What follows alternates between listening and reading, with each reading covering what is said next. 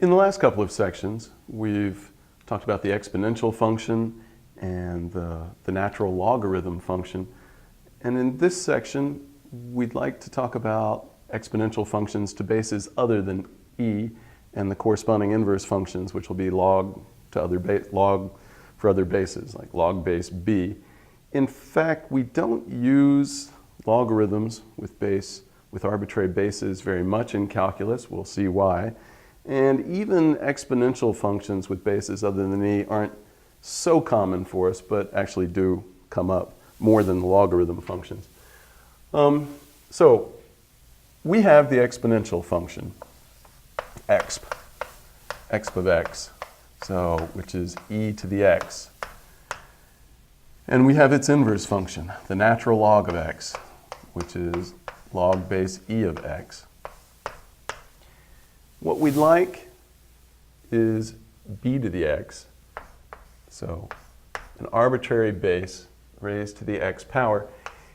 You can either consider this, I've said this in the last two sections, but it's still true, that what I'm about to do, you can either take as a theorem, if you already know what it means to raise positive numbers to arbitrary powers, including irrational powers, or you can take it as the definition of what it means to do that, either way. So b to the x, well, I should say first, when we're talking about arbitrary real powers, we need for the base to be positive. If the base is 0, well, you'd have trouble when x is negative and when x is 0. If b is actually negative, then when x is even a rational number with an even denominator, you'd be taking even roots of negative numbers, so you don't want that. So you don't want b as 0, you don't want b as negative.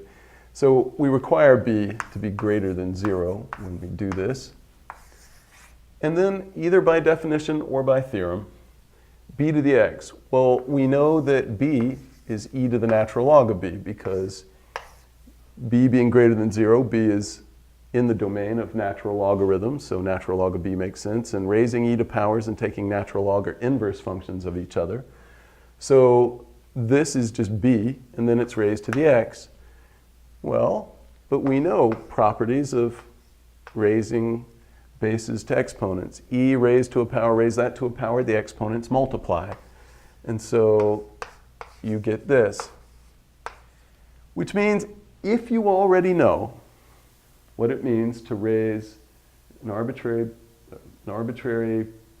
positive base to an arbitrary power, then it has to be the same as this. If you take it as definition, then you would define b to the x to be this. So whether you take it as definition or theorem, it's this, written in terms of x. We are saying that b to the x is e raised to the x times the natural log of b, which is the same as exp of x times the natural log of b. And it's easy from this to find the derivative. So we've got b to the x is e to the x times the natural log of b, or if it looks better to you, exp of x times the natural log of b. We want the derivative, b raised to the x prime. This is easy for us. It's the chain rule, and combined with our knowledge of the derivatives of x. And you might think you need to know the derivative of natural log. No, b is a constant. We're assuming b is some fixed constant, so natural log of b is a constant. So this is just x times a constant. We don't need to use the derivative of natural log here. You take, by the chain rule, you differentiate the outside function, the exponential function. You leave the inside stuff exactly how it was. But then by the chain rule, you have to multiply times the derivative of the inside stuff. This is x times a constant. Its derivative, you just get the constant. So you get, and the derivative of exp, well, exp is its own derivative. So you get this times the natural log of b. But this was b to the x before we rewrote it in terms of e and x. This was b to the x, right? B to the x is e raised to the x times the ln of b. It's the same as this. So this is b to the x times the natural log of b. And this is our formula for the derivative of the exponential function with a general base instead of base e. Like with e, you get the derivative of e to the x, you get e to the x. The derivative of b to the x, you get b to the x, but times the natural log of b. When b is e, of course you get e to the x times the natural log of e, but the natural log of e is 1. The natural log of e is just 1, so this agrees with our formula for the derivative of e to the x when you take b to be e, because this is e to the x times 1. All right, so it's important for us to know when the natural log of the base is positive and when it's negative, so that we know whether the derivative is positive or negative. After all, b to the x, b is positive, b to the x, right? B to the x, in fact, I should have said this, is a function that you can give it any real number, and it gives you back positive real numbers because e to the x had this property, and we defined it in terms of e to the x. It can give you back any positive real number.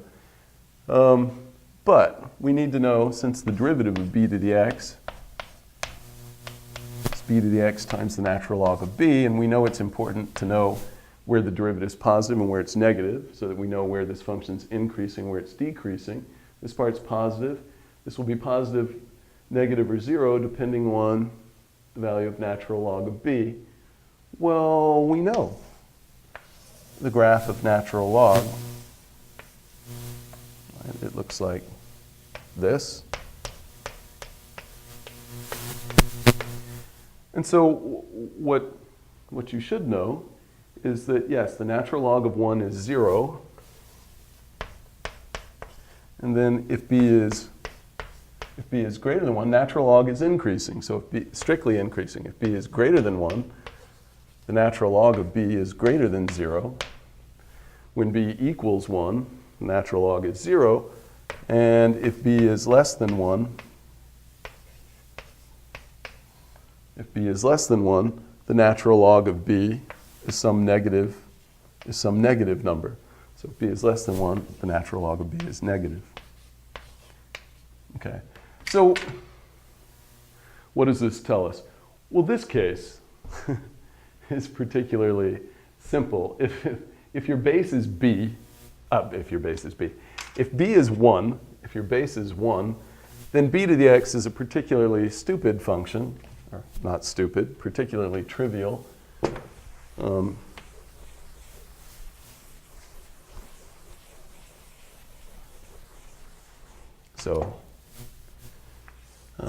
If b equals 1, b to the x is 1 to the x, which is always 1. It's the constant function. It's not a particularly interesting exponential function.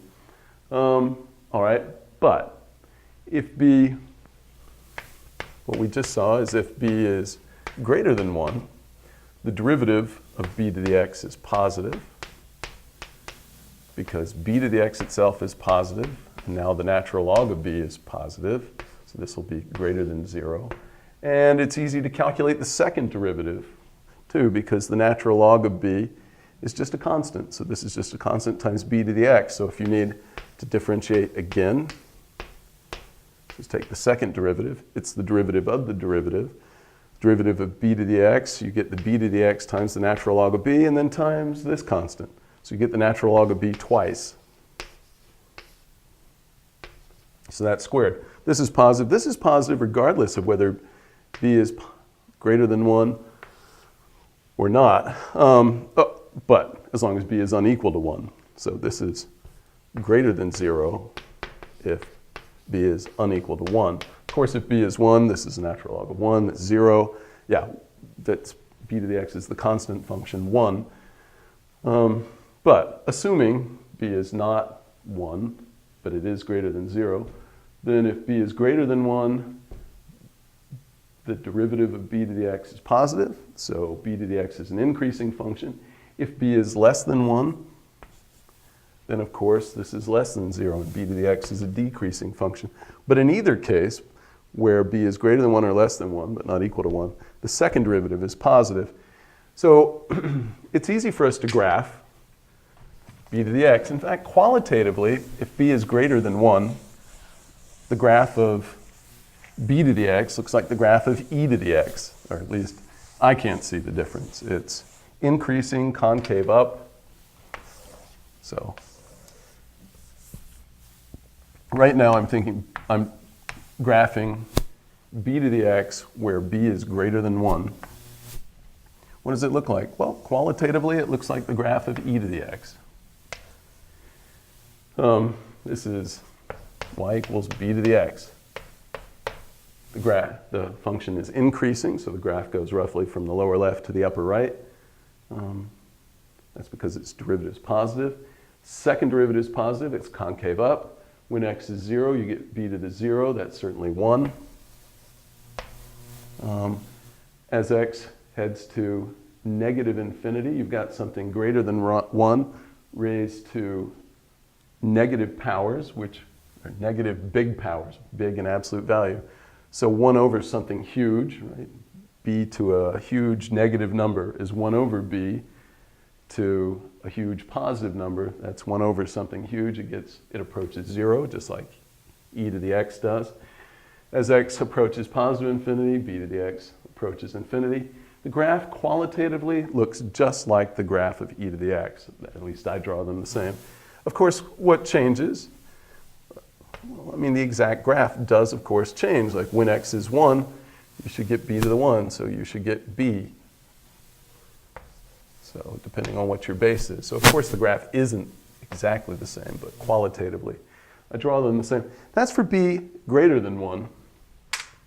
What happens when b is less than 1? Actually, it's easiest for me to say this by looking at an example. Let's look at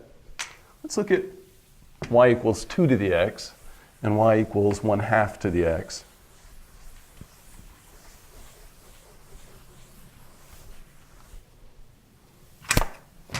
So as an example, let's look at y equals 2 to the x. Well, 2 is greater than 1. Qualitatively, this graph looks like what I just drew. It looks like this.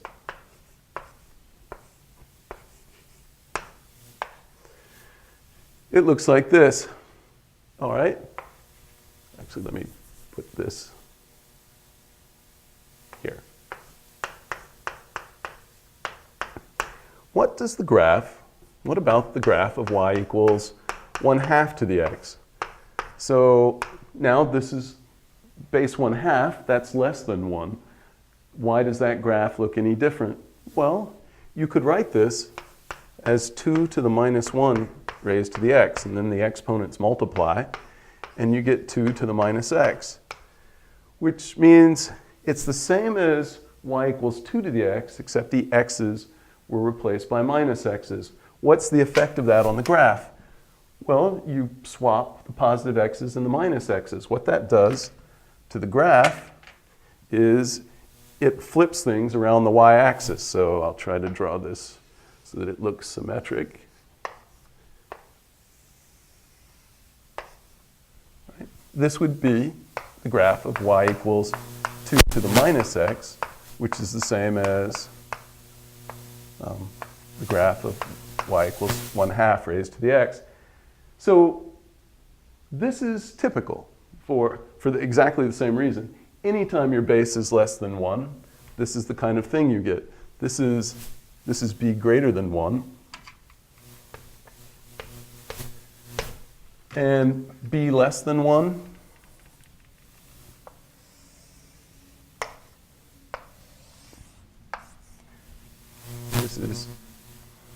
y equals b to the x, but b is less than 1,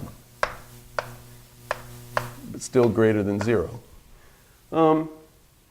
Right, and as we saw, the derivative for this, the derivative, you have y prime is b to the x times the natural log of b, and if b is less than 1, the natural log is negative.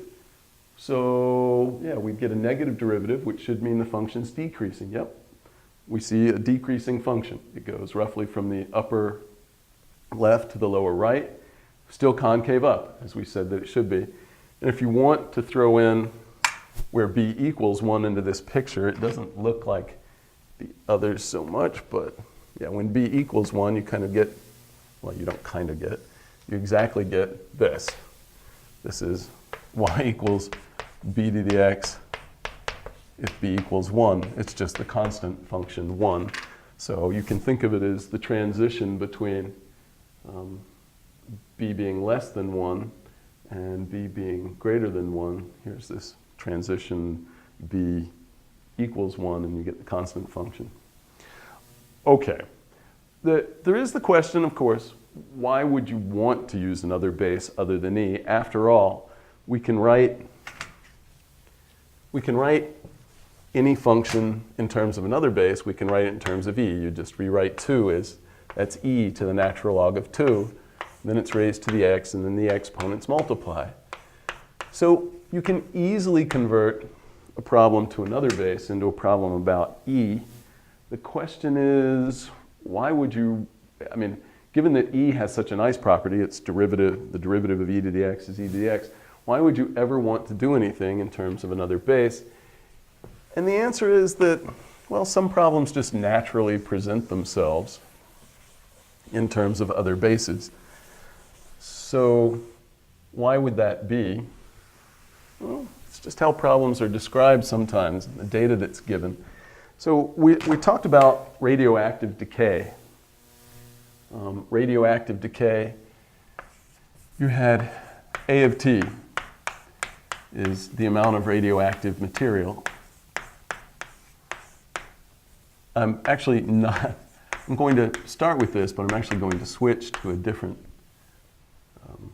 field in a second. But the amount of radioactive material, I'm just going to say material because I'm going to switch to a different material in a minute. Amount of, well, maybe I'll put in radioactive. Amount of radioactive material at present at time t measured in whatever time units you're interested in the problem, and the amount of radioactive material could be in by atoms or kilograms, so it could be mass or it could be weight. What we saw is radioactive decay. The rate of change in the amount is proportional to the amount present, and we inserted an explicit minus sign so that this k would be positive. Great. And we saw that solutions to this are all of the form a equals, so a is a function of time, equals c e to the minus kt. So we saw this. And in fact, just by plugging in t equals 0, you see that that constant c is actually the initial amount of the material, the amount of material at time 0. So we had this. And this is what happens with radioactive decay, and it's why it's called exponential growth and decay, because for physical reasons, you know that something is increasing or decreasing at a rate proportional to the amount present. And if you actually solve this differential equation, this is what you get. Okay. So what? Look, we've got e's. Why would you want another base? Well, because of the way that radioactive decay rates are specified, or actually the decay rates of drugs that are, some types of drugs that are given to patients. So this kind of decay doesn't just happen for radioactive materials. It's also true, and just to have another context in which calculus comes up, I'd like to look at that instead of radioactive decay, but some medications that are given to patients, like decay out of the bloodstream, out of the body, at an exponential rate. So let me switch to A of t equals the amount of digitalis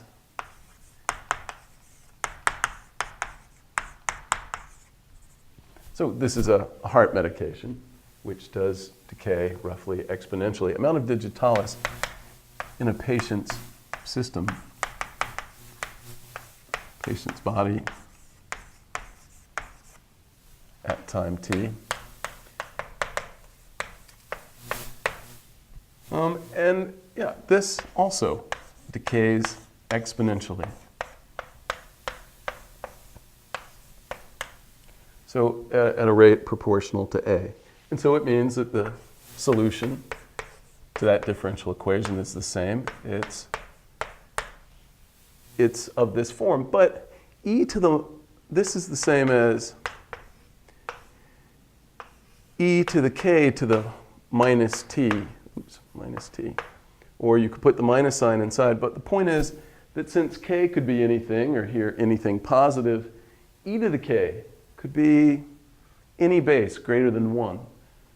And so should you use e, or is it more natural to use other bases? The same thing for radioactive decay.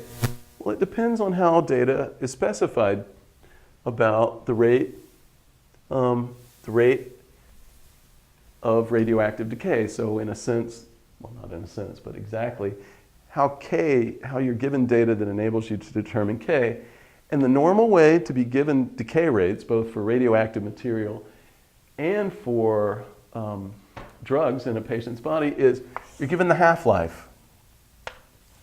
The half-life of the material. So I'm just going to say material. You can think radioactive decay and radioactive material. Or you can think quantity of drugs, and so that's what material means there. The half-life of the material. This is the time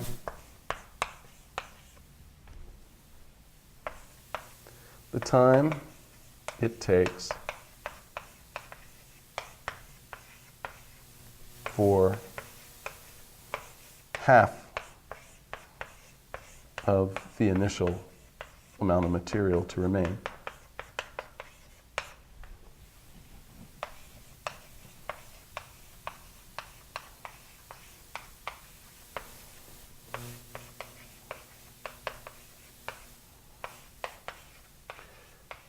And as we'll see in a minute, it's independent of how much you start with.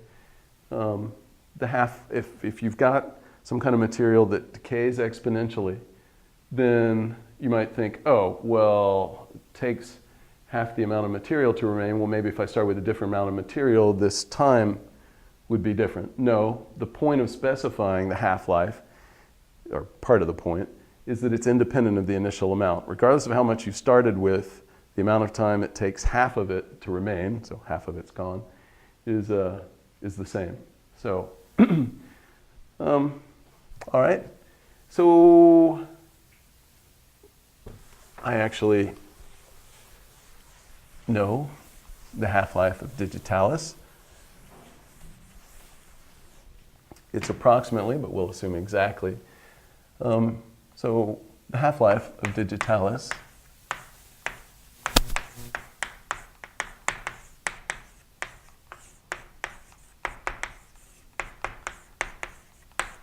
is 36 hours. Yeah. The half-life of digitalis is 36 hours. And let's assume, let's suppose a patient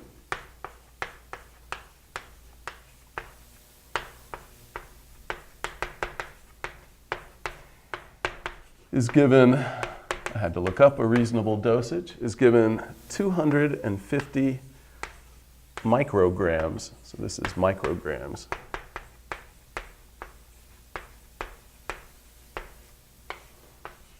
Of digitalis.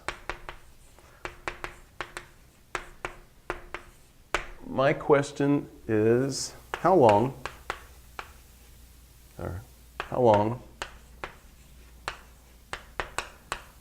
will it take before only 25, so 1/10 as much, 25 micrograms remain in the patient's system?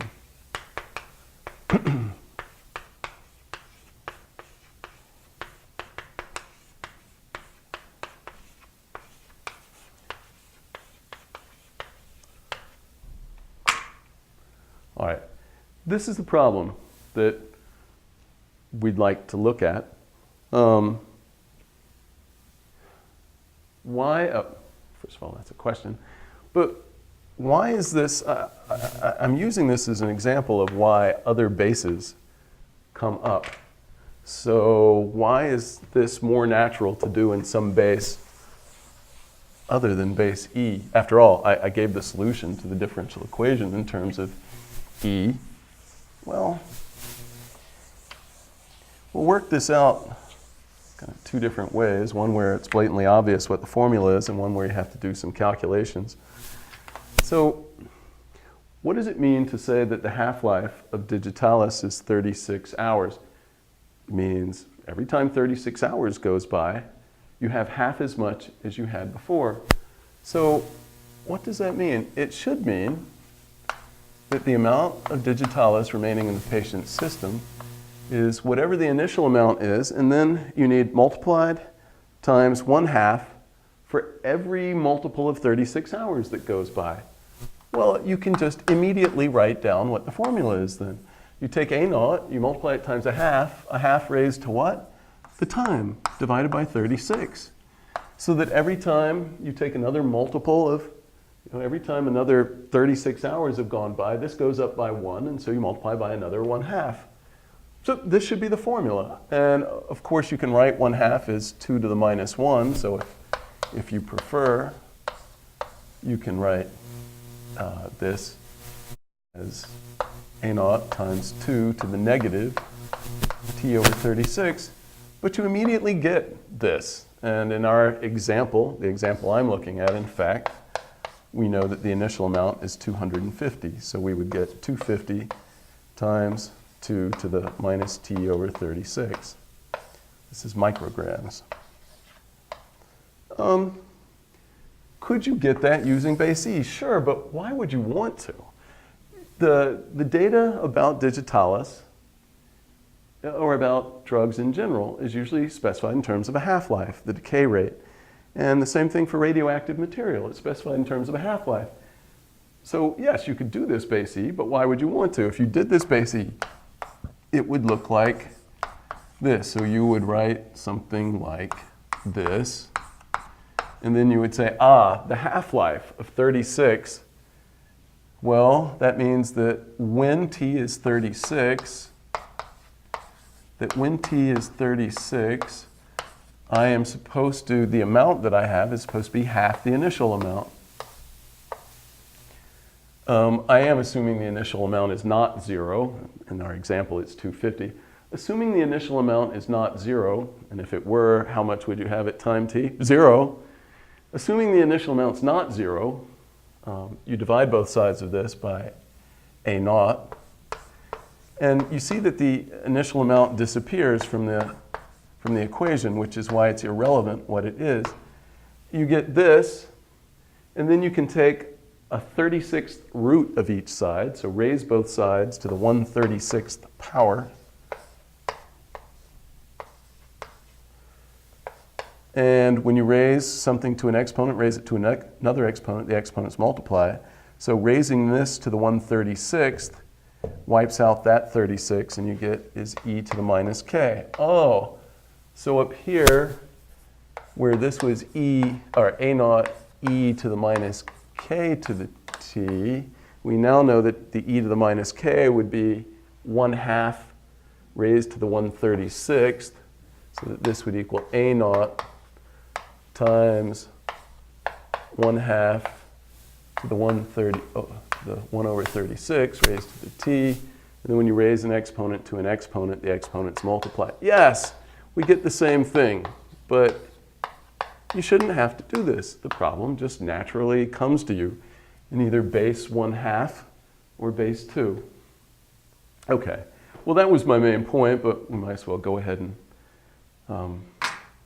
find the answer to this and show how you can, even though it's naturally occurs with base 2, you can still use natural logarithms to get the answer in the end.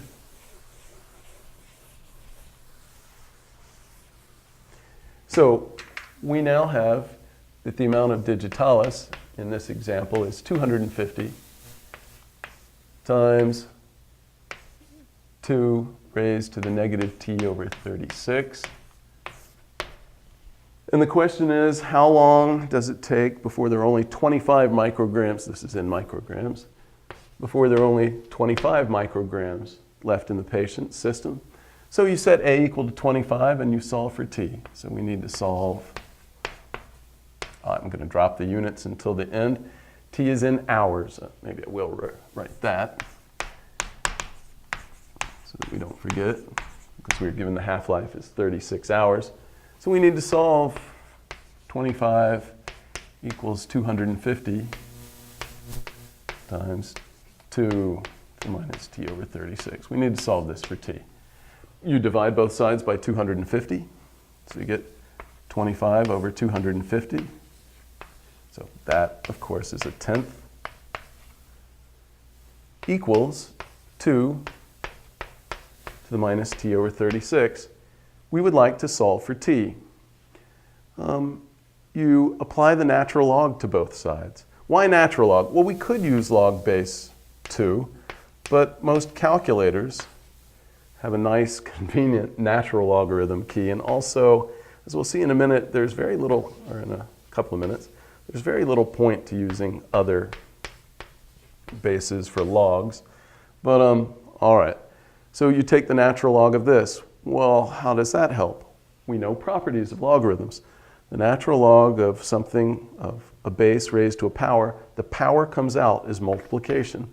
This is minus t over 36 times the natural log of 2. And now you solve this for t. So and you can rewrite this too. We know the natural log of 1 over something is negative. This is just, you could do this on your calculator just as easily as you can do this, but all right, that's the same as negative, the natural log of 10. So what do we get? We get, in this example,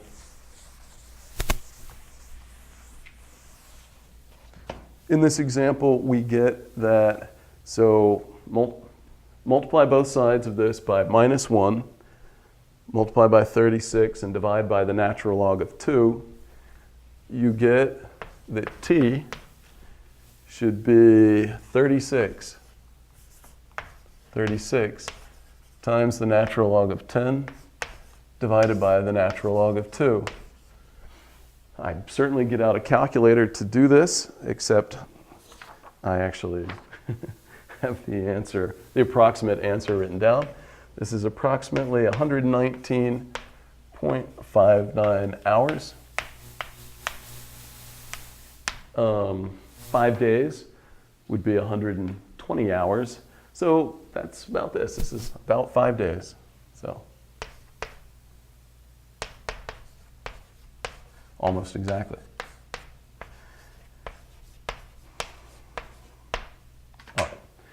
That's an example of why you'd want to use another base. It's just, yes, sometimes problems just present themselves in other bases. You could, of course, convert to base E, but unless there's a good reason to do it, you shouldn't need to. All right, I've said that, and then I've also said that for logarithms, it's essentially silly to use other bases. Why is that? Well, so first of all, we need to know that b to the x is an invertible function before we give its inverse a name. So y equals b to the x. What we saw is that b prime of x is positive if b is greater than 1.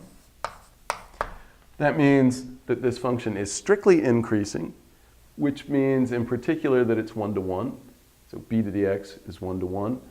And it's invertible, where the domain of the inverse function is taken to be the range of this, which would be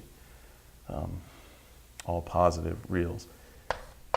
B prime of x is less than 0 if b is less than 1 and still greater than 0. So this function, that means b to the x in this case, is strictly decreasing, so it's still 1 to 1 and has an inverse. But if b equals 1, then the b to the x is the constant function 1. It's very far from 1 to 1. Every value of x gives you the same thing. That function is not invertible. So we only make this definition if b is greater than 0 and b is unequal to 1. Definition, the base b.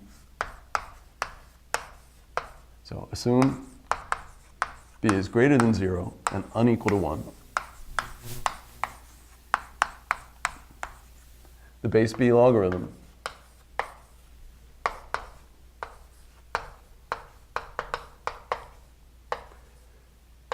log base b of x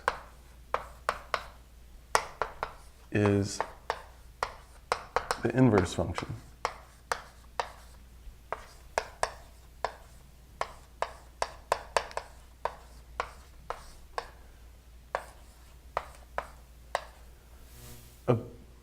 Of b raised to the x power.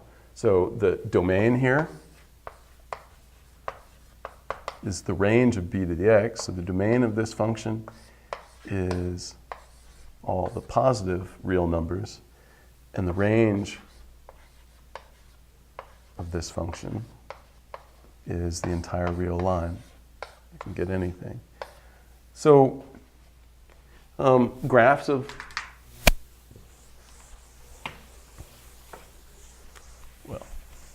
maybe before I say that.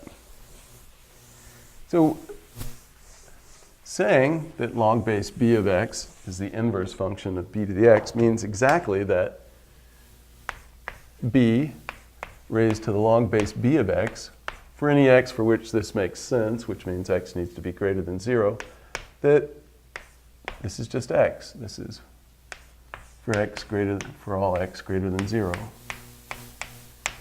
The two functions undo each other. If you do log base b of x and you raise b to that, you get x. In words, log base b of x, it's the exponent that you have to raise b to get x. And it's also true that if you do b to the x first and then apply log base b, then this has to be x. This is for all x for which this makes sense, which is all real x. That's just because b to the x and log base b are inverse functions. The graph, the graphs of inverse functions. We've talked about this before. If b is greater than 1, so maybe I'll just draw this one. If b is greater than 1, the graph of y equals b to the x qualitatively looks like the graph of y equals e to the x. And we know what the graph of its inverse function looks like. It's supposed to be kind of what you get if you take the line y equals x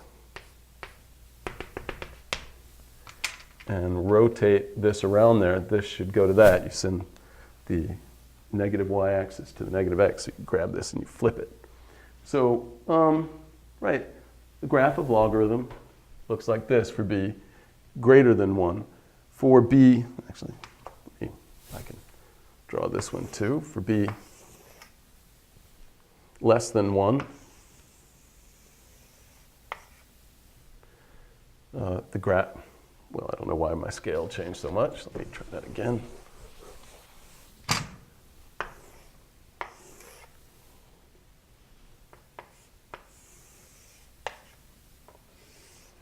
So here's y equals b to the x if b is less than 1 and greater than 0, you get the graph of its inverse function still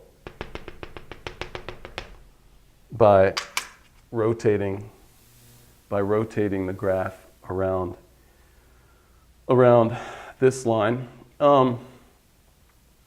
Right, so it will, so let's see how we can draw this.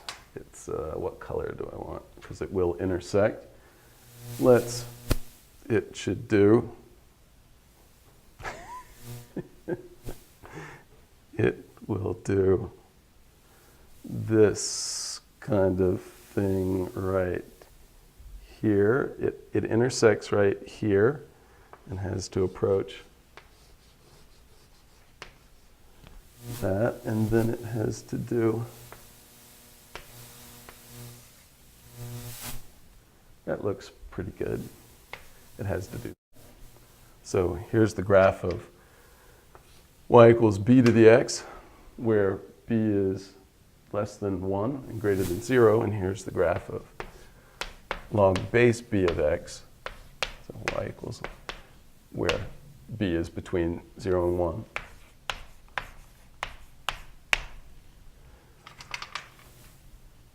Right.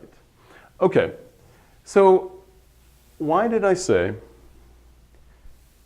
that log base b is rarely used? Certainly, I mean, we could use it anytime we have other bases other than e, but while it's easy for us to switch to base e for exponential functions, it's even easier for logarithmic functions, and in fact it's so easy it makes using other logarithms kind of silly. So let me remind you, if you have b to the x, that's e to the natural log of b to the x, which is e to the x times the natural log of b. Great. That's pretty easy, but what's even easier, I'll call it a theorem, but it's almost too easy for this. Log base b of x is the natural log of x divided by the natural log of b. And so its derivative, well, this means it's just 1 over b. In fact, I'll write it that way. Right? Understand what this says. It says that this constant, 1 over the natural log of b is a constant, multiplied times natural log of x gives you log base b of x.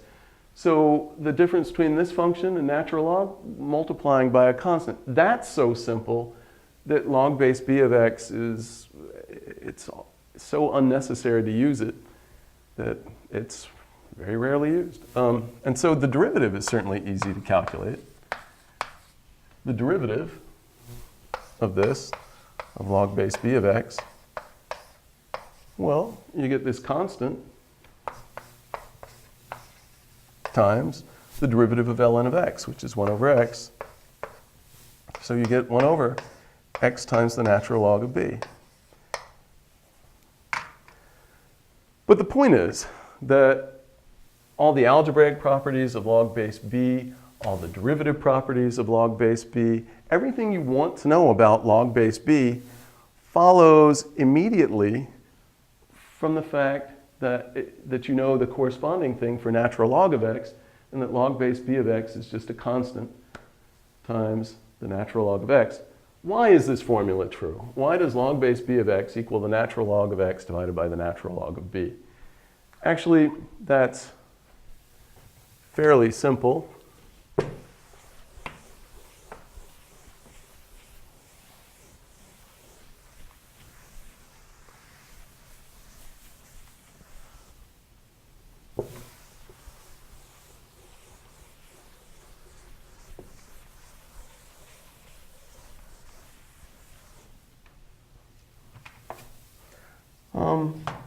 Or actually, it's very simple. What does it mean to be log base b of x? Log base b of x, by definition, is what you have to raise b to get x. So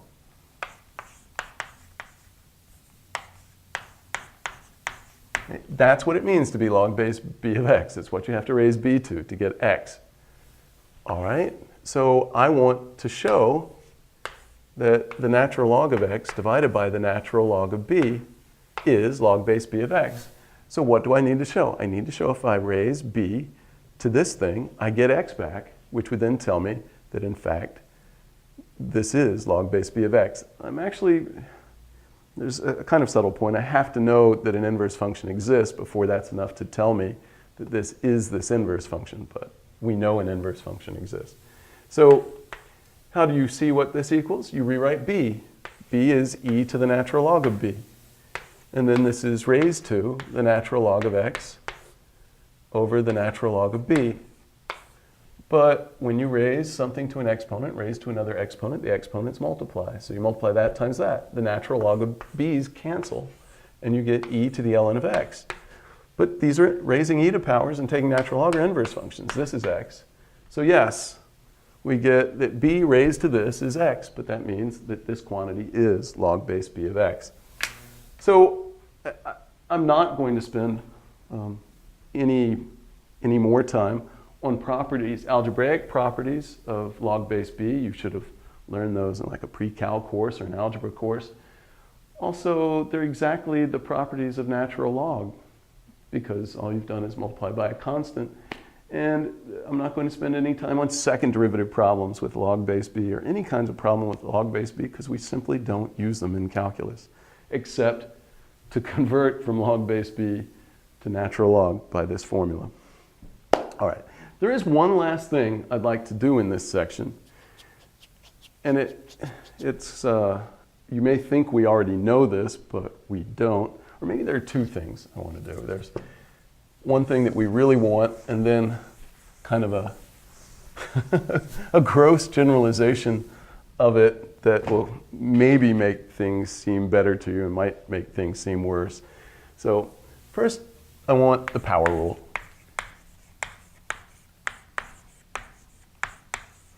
The power rule. We've had the power rule, but strictly speaking, we have only known the power rule where the exponent was a rational number. And we want to know the derivative of x to the p, even if p is allowed to be irrational. And when you're allowing arbitrary powers, then you want your base to be positive. I should say, up until now in this section, I've had a fixed base and a variable exponent. This is a variable base and a fixed exponent. But the point is, the base is now not just e. And so how do you take the derivative of this? And why does the power rule give you something that we're going to get through exponential functions? Well, here's how it goes. You rewrite x as e to the natural log of x. That's x. And this is raised to the p, and we want its derivative. You raise an exponent to an exponent. The exponents multiply. So you get this. This is the derivative of e raised to something. So we use the chain rule. You differentiate the outside function, raising e to powers.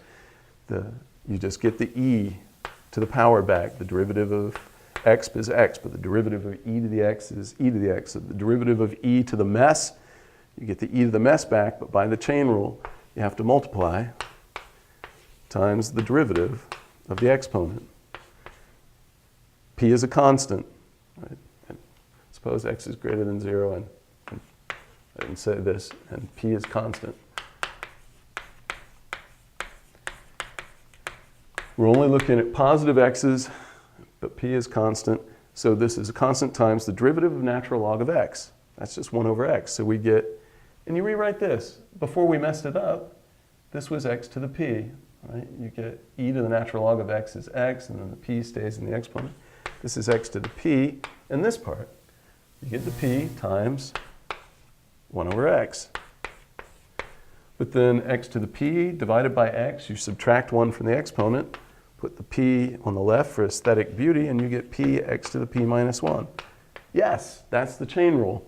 Of course, we've known the chain rule for a while, but first we knew it for natural numbers, then we knew it for integers, then we knew it for rational numbers, so fractions. This is how you get the chain rule for arbitrary real powers. It's by going through derivatives with base e. Great. So now we know the chain rule, not the chain rule, the power rule, where the power can be arbitrary. Now the really last thing I want to say is you might wonder why the power rule and derivatives of exponential functions look so different. So if what we've just seen is the derivative of x to the p is p x to the p minus 1. This is if p is constant.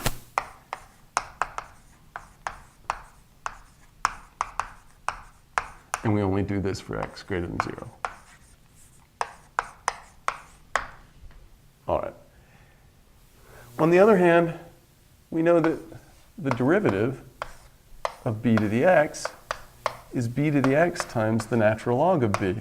This is if b is constant, b greater than 0. Well, these don't look anything alike. Here's the power rule, the derivative of x to the p, px to the p minus 1. The derivative of b to the x, b to the x times the natural log of b. What's the difference? Well, these are very different kinds of functions. Here, the exponent is fixed, the base is variable. Here, the base is fixed, and the exponent's variable. All right, so in that respect, they're very different functions. But you still might expect there to be some connection between those formulas, and there certainly doesn't seem to be one. By the way, I should have said this. This is I'll make a dire warning. I'll give you, this is absolutely, it's a horrible mistake. This is absolutely unequal to. It's a huge mistake in calculus to think that this function should be treated like this one and somehow apply the power rule to this and get x b to the x minus 1. It's just totally wrong. Don't do that. But, okay, yes. A variable base fixed exponent versus a fixed base and a variable exponent. Yes, they're very different functions. Okay, maybe that's the whole explanation for why the derivative formulas look so different. Well, yeah and no. I mean, we can give one formula that includes both cases. It's ugly. What I'm about to do is not worth memorizing, especially since it's so easy to derive. But it will include both of those in one formula. I'll say it again. Do not. It would be a mistake to memorize. So suppose I've got a function, g of x, and it's always greater than 0, or at least for the x's in this problem, it's greater than 0. Then we could look at g to the x, that would be a positive base, raised to a power that's some other function. And I'm going to assume f and g are as differentiable as I need during what I write to make this differentiable. The question is, could we differentiate something this ugly? The base doesn't have to be fixed. The exponent doesn't have to be fixed. They could be arbitrary functions of x, not just x's. So this would be the most general power exponential rule, or exponential power rule. How you deal with everything, and somehow, yeah, this will include the power rule. The power rule would be where g of x is just x and f of x is constant. The exponential rule would be where g of x is constant and f of x is just x. But we're going to do the completely general case. You might be thinking, we can't possibly do this. How would you do this? You just rewrite the base in terms of e. This base is e to the natural log of g of x. And since g of x is positive, this is defined. That's the base. And then it's raised to the f of x.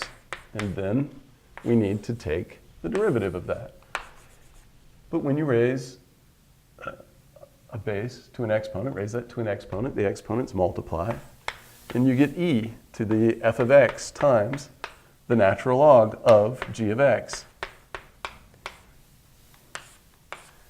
All right, and we have to take the derivative of this. But we know how to take the derivative of e raised to something. You get the e to the something back.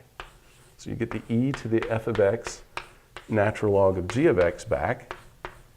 But then by the chain rule, you have to multiply times the derivative of the exponent. The derivative of the exponent is the derivative of f of x times the natural log of g of x.